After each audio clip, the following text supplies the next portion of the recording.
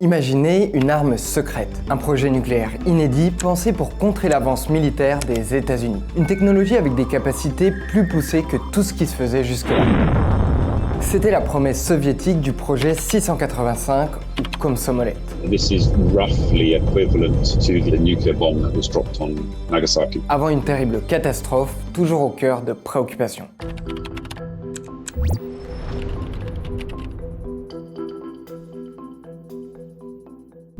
Il coule. Depuis plusieurs minutes, vous êtes prisonnier d'un sous-marin nucléaire soviétique qui descend rapidement vers le fond. Il ne vous reste plus qu'une potentielle échappatoire, une minuscule capsule de sauvetage. Vous et 4 autres marins réussissez à vous réfugier à bord. Vous appuyez sur les déclencheurs, mais rien ne se passe. Que vont devenir les torpilles nucléaires à quelques mètres de vous? Et vous, qu'allez-vous devenir? Milieu des années 1960. En pleine guerre froide, le monde est passé tout près d'un affrontement direct entre l'URSS et les États-Unis. La crise des missiles de Cuba de 1962 est encore dans toutes les têtes. They retreat to Moscow. Russian ships steam out from Cuban ports with their decks loaded with missiles. The Soviets are withdrawing under pressure from the New World. Le monde est vraiment au bord de la guerre nucléaire. Après 1962, face au risque de destruction mutuelle assurée, les Américains, comme les Soviétiques, s'orientent plutôt vers une compétition en matière de supériorité technologique, dont l'un des principaux enjeux est la dissuasion nucléaire. C'est dans ce contexte que les Soviétiques lancent le développement d'une nouvelle arme secrète. Nom de code, projet 685 Plavnik, ou nageoire en français. Voici le plan imaginé. Un sous-marin de plus de 10 mètres de haut et de 120 mètres de long. À bord, on prévoit 2 composantes centrales, qui vont vite se retrouver au cœur des inquiétudes. Dans le compartiment 4, un réacteur nucléaire, qui permet une propulsion autonome sur une longue durée. Et dans le compartiment numéro 1, 6 tubes pour propulser des torpilles ou des missiles équipés d'ogives nucléaires, afin de détruire l'ennemi. The warheads, what has been reported, so the activity of plutonium, we can say that this is roughly equivalent to the activity that was used in the nuclear bomb that was dropped on Nagasaki. Mais ce n'est pas tout. Les scientifiques cherchent des capacités nouvelles qui puissent être décisives dans la course aux armements. Donc le grand objectif, c'est de viser la plus grande discrétion possible. Et le choix qui est opéré par les soviétiques est celui de la profondeur. Nous voici désormais à Severodvinsk, alors le plus grand chantier naval au monde selon la CIA. Après plus de 10 ans de conception, un immense chantier y a commencé. Ce sous-marin, il est mis à l'eau en 1983. Dans les années qui suivent, le K278 plonge à plus de 1000 mètres. Imaginez, c'est l'équivalent de 3 tours Eiffel sous la surface. Cette profondeur d'opération inquiète la CIA. L'agence de renseignement américaine souligne que c'est bien plus profond que ce que peuvent faire les meilleurs sous-marins des États-Unis à l'époque. Une telle profondeur le rend difficile à détecter acoustiquement et impossible à atteindre par des armes anti-sous-marines. Cette capacité a nécessité plusieurs prouesses techniques, et notamment une coque résistante et légère. C'est une double coque en titane. Là, la question, c'est de savoir si on peut avoir des compartiments qui permettent de sécuriser les torpilles nucléaires de façon à ce que la pression en profondeur n'affecte pas leur capacité. À partir de 1986, le sous-marin part pour ses vraies premières missions. Le 31 janvier 1989, en plus de son numéro K278, il obtient un nom, le Komsomolet. Ça veut dire un membre du Komsomol, qui est l'organisation du Parti communiste destinée à encadrer la jeunesse, mais il sert aussi à repérer les cadres de demain. Appeler un sous-marin Komsomolet, c'est vraiment s'intéresser à l'une des bases de l'État soviétique. L'OTAN s'attend à ce que le K278 Komsomolet devienne un modèle de toute une nouvelle classe de grands sous-marins d'attaque. Mais ça, c'était avant le 7 avril 1989. It is a tragedy, a human tragedy, and should never be forgotten. 7 avril 1989, fin de matinée. Le Komsomolet patrouille en secret au large des côtes norvégiennes, au sud-ouest de l'île aux ours. Jusqu'ici, le sous-marin progresse discrètement à environ 350 mètres de profondeur. Tout commence a priori comme une journée normale. Cela fait déjà plus d'un mois qu'il a quitté son port d'attache. L'équipage a déjà réussi à observer plusieurs sous-marins américains. À bord vivent 69 hommes d'équipage, très jeunes pour la plupart, sous les ordres du commandant Vanin. Les conditions de vie sont pour le moins spartiates, mais c'est rien à côté de ce qui les attend. Soudain, vers 11h, des flammes sont repérées dans le compartiment numéro 7. La structure compartimentée du sous-marin permet, a priori, de faire face sans que ça devienne un drame. L'équipage tente d'éteindre cet incendie, mais sans succès. L'atmosphère est étouffante. Le feu se propage dans le compartiment des turbines et il s'approche du réacteur nucléaire. Certains marins sont déjà emportés par les flammes ou les émanations. Le commandant du bâtiment, Yevgeny Vanin, va donner l'ordre de remonter en surface. Le sous-marin réussit tant bien que mal à rejoindre la surface et le réacteur est mis à l'arrêt en urgence. On se rend compte que l'incendie est difficilement jugulable, que le compartimentage ne permet pas de faire totalement obstacle. Comme il s'agit de technologie militaire nucléaire secrète, le commandant a tardé à envoyer un SOS par crainte de sa hiérarchie. De leur côté, les autorités soviétiques ont interdit d'appeler à l'aide les Norvégiens, pourtant plus proches. On est en pleine zone OTAN, la Norvège est membre de l'OTAN. S'y ajoute donc, outre le réflexe classique de secret militaire, la peur qu'une opération de sauvetage menée par un membre de l'OTAN soit l'occasion d'une opération d'espionnage aussi. Arrive enfin un autre facteur, c'est que demander le secours d'une puissance étrangère et à plus forte raison ici d'un ennemi idéologique, ce serait admettre des défaillances graves sur le plan technologique, sur le plan des capacités d'évacuation. Quelques temps plus tard, la partie arrière du sous-marin, endommagée par l'incendie, se remplit d'eau. Les hommes semblent impuissants et le Komsomolets coule de plus en plus. À 16h42, l'ordre d'évacuer est donné. Alors que le sous-marin disparaît, 6 membres d'équipage se retrouvent prisonniers à bord. Il leur reste un maigre espoir de survie. Les sous-marins soviétiques sont équipés d'une capsule de sauvetage. Alors que le sous-marin s'enfonce, 5 hommes réussissent à la rejoindre, mais impossible de déclencher son lancement. Soudain, un choc, peut-être une explosion ou le sol, détache brusquement la capsule. Arrivés à la surface, seuls 2 marins sont toujours vivants, mais l'un d'eux est expulsé de la capsule et ne survivra pas. À la surface, les autres survivants n'ont pas réussi à déployer correctement les canaux de sauvetage. Les capacités d'évacuation qui étaient prévues, des radeaux, fonctionnent assez difficilement et donc compromettent les chances de survie de l'équipage. Il y a un seul radeau pour tous et il est retourné, comme en témoigne cette photo aérienne prise à l'époque. Et puis ici, proche du cercle arctique, l'eau glaciale ne dépasse pas les 5 degrés. Really, it was a miracle that anyone survived because of the length of time that the crew had to wait before they were rescued. C'est donc plus d'1 heure après le naufrage qu'un premier bateau arrive à leur secours. Entre-temps, de nombreux marins sont morts d'épuisement ou d'hypothermie. Au total, seuls 27 des 69 membres d'équipage peuvent être sauvés. 42 marins périssent dans la catastrophe. Le reste de l'équipage avait été contrôlé, les autorités soviétiques craignant une contamination par la radioactivité. Dès le lendemain, la tragédie fait la une du New York Times. Mais à cette tragédie humaine va bientôt s'ajouter une autre terrible inquiétude. La peur qui nous arrive une nouvelle fois de la Baltique. 4 ans après le naufrage d'un sous-marin nucléaire soviétique, on parle de fuite radioactive. Plusieurs médias s'inquiètent de menaces de pollution radioactive en mer. Nous sommes 3 ans à peine après la catastrophe de Tchernobyl qui a profondément marqué les esprits.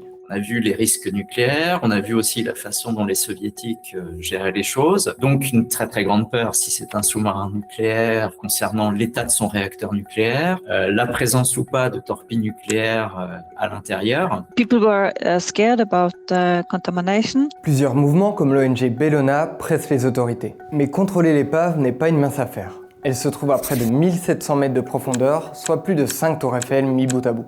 La profondeur est effectivement une difficulté immense. Ça veut dire que la pression dépasse les 160 atmosphères dans une obscurité totale avec des températures qui dépassent à peine 0. 1992, nous voici à bord d'un navire scientifique envoyé sur place par la Russie. Pour tenter d'accéder au reste du sous-marin nucléaire, les Russes utilisent les Mir. La structure s'est disloquée. Une fuite dans la cuve du réacteur nucléaire laisse échapper du césium-137. Cette substance radioactive contamine l'eau d'une mer dans laquelle les Norvégiens viennent pêcher. Des poissons vendus dans le monde entier. Le Komsomolets n'est pas le premier sous-marin nucléaire qui coule. En 1968, par exemple, le sous-marin nucléaire USS Scorpion, appartenant aux États-Unis, sombre au milieu de l'Atlantique. De leur côté, les Soviétiques ont notamment perdu le K-8 en 1978 et le K-219 en 1986. Mais selon certaines sources de l'époque, le naufrage du Komsomolet aurait lieu proche d'une zone biologiquement riche, largement utilisée pour la pêche par l'Union soviétique, mais aussi la Norvège, la Suède, l'Islande ou encore la Grande-Bretagne. The submarine sank in 89, so there were a number of investigations, cruises by the Soviet authorities and the Russians up until the next few years. So they had quickly determined that there were some releases occurring from the reactor. Il y a pire. L'ogive d'une torpille nucléaire pointe ici le bout du nez à la sortie de son tube de lancement. Elle est en contact avec l'eau de mer. Dans quelques années, 2 ou 3 au plus, le plutonium qu'elle contient viendra à son tour contaminer toute la zone. Bon, après vérification, cette image elle ne montre pas une torpille, mais le haut du centre de contrôle. Ce qui est vrai, c'est que des scientifiques russes indiquent craindre une fuite de plutonium, en plus des fuites de césium-137 détectées autour du réacteur. A radionuclide is man-made or whether it's naturally occurring. We're trying to understand whether a population of, say, fish, for example, whether they would be able to reproduce and continue living. With humans, we look, quite often we look at different angles. Other sort of, we need to look at, sort of risks of developing, for example, certain types of cancers. Though there can be other health risks associated with exposure to radioactivity as well. Dès les mois qui suivent l'accident, les soviétiques proposent une première solution, remonter le sous-marin à la surface. Selon ses partisans, cette solution aurait comme premier avantage d'éviter une nouvelle catastrophe liée à la radioactivité. Mais ce n'est pas tout. Après la tragédie, il faut trouver des coupables. Le tout dans une ambiance d'effondrement du système soviétique. Pour la hiérarchie de la marine, l'accident est avant tout dû à de nombreuses imperfections techniques imputables au concepteur et constructeur naval à l'origine du Komsomolets. Mais le principal architecte du sous-marin va bientôt livrer sa version. Il sort un livre très critique nommé « Incendie en mer ». Il cherche à y démontrer que la catastrophe n'est pas due au sous-marin en lui-même, mais principalement liée à un manque d'entraînement et de formation de l'équipage. Par exemple, les marins auraient dû contrôler le niveau anormal d'oxygène dans le compartiment numéro 7. Dans ce contexte, remonter le sous-marin, en plus d'éviter un potentiel drame radioactif, ça pourrait permettre d'éclaircir les causes précises de la catastrophe. Mais derrière ce projet, d'autres sources suspectent le pouvoir soviétique puis russe de vouloir avant tout éviter que d'autres pays ne mettent la main dessus. Dans tous les cas, le projet de sauvetage s'avère non seulement techniquement difficile et très coûteux, mais aussi risqué. Cela pourrait causer un nouveau Tchernobyl, va jusqu'à titrer un article de l'époque. Plus concrètement, des environnementalistes pointent des risques de redémarrage du réacteur et de fuites radioactives susceptibles d'empoisonner les eaux de surface, le plancton et les poissons. 1994-1995, les scientifiques russes misent finalement sur une autre option. The Russian scientists were concerned about the possible spread of plutonium that was in these two warheads. And so they carried out a program to reduce the flow of seawater through the torpedo compartment. Au cours de 2 nouvelles expéditions, ils recouvrent le compartiment des torpilles de panneaux de protection. Ils utilisent également des bouchons en titane pour sceller les ouvertures des tubes lance-torpilles. À la même époque, les Norvégiens s'intéressent également de près à cette épave au cœur des attentions. Jusqu'alors, les Soviétiques avaient tendance à gérer seuls ce genre d'événements. Donc le simple fait qu'il y ait cette coopération avec les Norvégiens témoigne du changement de contexte exceptionnel autour de 89, autour de la politique de Gorbatchev. Les Soviétiques sont en demande d'expertise, de coopération internationale, sans doute aussi de crédibilité internationale. Dans des rapports, les Norvégiens concluent que le Komsomolets représente un problème mineur de pollution radioactive, du fait entre autres de sa grande profondeur et des grandes quantités d'eau disponibles pour la dilution. D'autant que jusque-là, leurs analyses des organismes, de l'eau ou des sédiments à proximité du sous-marin ne montrent à aucun moment des niveaux élevés de radioactivité. Petit à petit, si des contrôles moins précis vont continuer depuis la surface, les expéditions en profondeur vont se raréfier. Mais certains voient dans ce sous-marin une sorte de bombe à retardement. 30 ans après le naufrage, une équipe vient de retrouver l'épave qui se dessine désormais en haute définition sur les écrans. On voit tout de suite avec ces images le caractère totalement hors norme du sous-marin, sa silhouette très très particulière. C'est fascinant de voir comment ce qui était un objet ultra secret peut devenir un objet scientifique d'étude. Ici on repère l'espace qui accueillait la capsule de sauvetage, celle dans laquelle 3 décennies plus tôt, 5 hommes s'étaient réfugiés pour s'arracher à ce tombeau des profondeurs. Et puis au sortir d'une bouche de ventilation, un étrange nuage attire l'attention. Which was a bit of a surprise because we hadn't expected this. En fait, nous sommes en juillet 2019. Une équipe de scientifiques norvégiens se rend à l'emplacement de l'épave. Ils veulent savoir comment le Komsomolets a évolué. Les rejets radioactifs continuent-ils? Empirent-ils? Y a-t-il eu une corrosion du réacteur nucléaire? Pour obtenir des réponses, ils utilisent cette fois un submersible robot ROV télécommandé, sans humain à bord. When we dived, we immediately saw it on the bottom. When you know that people died in the accident, that is also something that goes through your head. Plongeons avec eux dans les profondeurs pour inspecter le Komsomolets dans la pénombre. Par endroits, la vie s'est redéveloppée sur l'épave. Dans la partie avant du sous-marin, près du compartiment des torpilles, il constate de nombreux dommages. En s'approchant, les sortes de bâches placées par les Russes 25 ans auparavant semblent toujours là, mais certaines semblent se détériorer. Devant, ce sont les couvercles scellant les tubes lance-torpilles qu'ils retrouvent. S'ils sont toujours en place, l'un d'eux ne ferme plus complètement. Alors, qu'en est-il du plutonium censé être contenu dans 2 torpilles nucléaires contenues à bord? Le rover réalise des prélèvements pour tenter d'apporter la réponse. Outre les torpilles, l'équipe s'intéresse à la partie centrale du sous-marin, où se situait le réacteur nucléaire. Dans la partie supérieure, ils tombent sur ce conduit de ventilation avec cette espèce de nuage qui les interpelle. C'est d'ailleurs l'un des endroits où les Russes avaient déjà repéré des rejets radioactifs. So they had quickly determined that there were some releases occurring from the reactor via ventilation pipe. On the first dive that we went there and we took samples, when we analysed those on board, we actually didn't see anything. And we were like, oh, okay.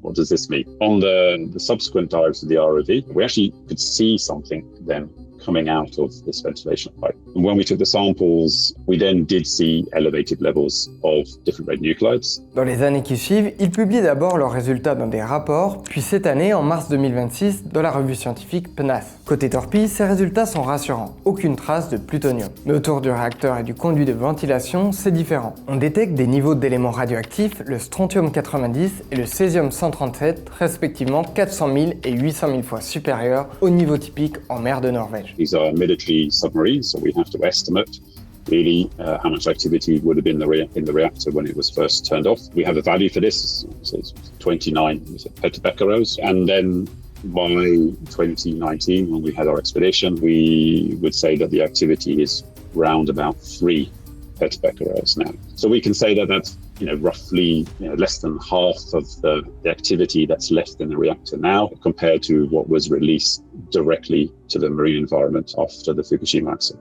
À ces endroits, leurs analyses indiquent que le combustible nucléaire du réacteur est en pleine corrosion. Selon l'étude, ces fuites suggèrent que le système de refroidissement primaire et ou la cuve du réacteur elle-même ont été endommagées et que le compartiment du réacteur n'est pas étanche. Alors ici, quels sont les risques? What we saw was that these levels were being very rapidly diluted. Pour avoir une idée concrète des impacts à proximité, les scientifiques avaient aussi prélevé des organismes marins sur le Komsomolets et autour, ainsi que des sédiments.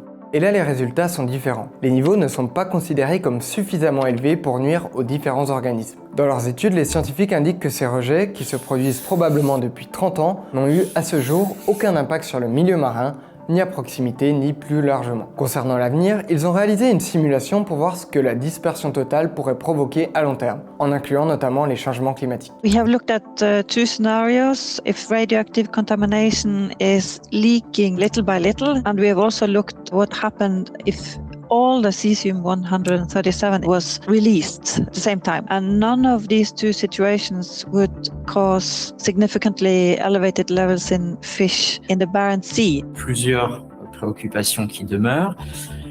Le simple fait que la corrosion continue, ça suppose d'observer de façon permanente l'état d'avancement de la corrosion, l'état des radionucléides, donc je disais tout à l'heure qu'ils avaient une durée de vie longue, donc c'est un processus d'observation sur le long terme. Selon les scientifiques, ces analyses sont d'autant plus importantes compte tenu de l'augmentation mondiale des activités militaires et des tensions géopolitiques. 11 ans après l'accident du Komsomolets, un sous-marin nucléaire russe, le Kursk, sombre à son tour.